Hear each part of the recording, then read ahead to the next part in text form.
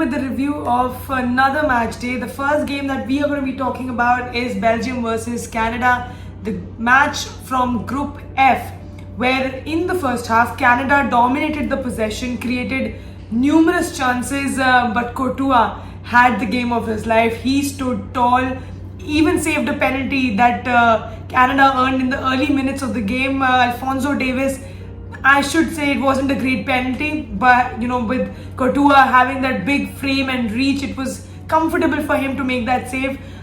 Maybe he wasn't ready, Alphonso Davies wasn't ready to take up that pressure, and Canada is still looking for their first goal of the World Cup. Whereas Belgium created fewer chances in the first half. They scored. Alderweireld was in action, provided that assist to Batshuayi to give Belgium a lead. Apart from that, in the second half, although Belgium did take a little bit of control over this game, where in the first half it was completely dominated by Canada, but we've got to say Canada looks like a very, very young, dynamic squad with a team that has got a lot of experience from CONCACAF. So they are definitely a team to watch out for, and it'll be interesting how they play the next few matches in this pool. Uruguay and South Korea were in action first. South Korea looked like a very, very interesting team, because we had been talking about South Korea, how they've been coming to the World Cup regularly, probably one of the most consistent team after Japan to make it to the World Cup stage. And it was long overdue for Asian teams, especially South Korea and Japan, to make their mark in the World Cup. Japan have started their campaign in a winning note against Argentina, creating that big upset. South Korea did look a lot threatening as well against Uruguay. It did feel like Uruguay's Nunez and Suarez did not have that combination that we were hoping for. Uruguay's a very, very strong squad, but South Korea did pose a lot of threats, and they did look more comfortable in the match compared to Uruguay, although the match ended in a 0-0 draw. But South Korea's defense looked strong. It did not look like they were over-relying on Son and his magic.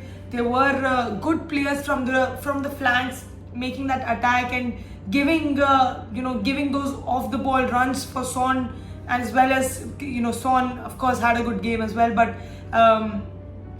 But it will be interesting to see how far South Korea goes in this World Cup, because they've impressed me a little bit. They've had a tough fight against Uruguay, although the goals didn't come, and that could be a concern going forward. But I do expect them to give Portugal and Ghana a tough fight to make their case to progress through the next round.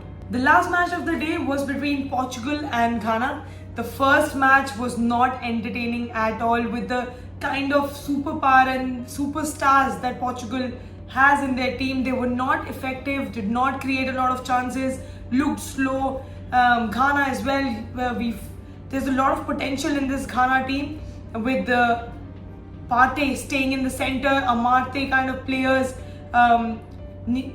Iñaki Williams leading the charge in the offense for Ghana. They've got some quality players, and it did before the match it did feel like Portugal would dominate and create more chances, and there were apprehensions about what kind of atmosphere, what kind of environment exists in this team, what kind of mentality would Ronaldo bring with him in this match. But when the match started, early on in the few minutes of the game, so the first half was quite boring, but both the teams did wake up in the second half, with Cristiano Ronaldo winning a penalty in the 65th minute and managing to get himself again on the screen sheet and creating his history yet again to score in 5 different World Cups. Like he said, he doesn't follow records, the records follow him. And that's what happened today. Some questions have to be asked from Portugal defense, because both the goals that they conceded came from defensive errors. Andre Ayew, the captain of Ghana, brought Ghana back to the contention by equalizing for Ghana. They created a good chance. Questions need to be asked about the defense. Even in the second goal for Ghana that was conceded, João Cancelo making an error, and which resulted in the second goal for Ghana. If we talk about Portugal, João Felix got on the score sheet as well, and Rafael Leao, who was substituted and came in place of Ruben Neves. Both the goals came from an assist provided by Bruno Fernandes, who was the most exciting player for Portugal to watch in that game, and he probably for me was really effective for an otherwise average performance of Portugal.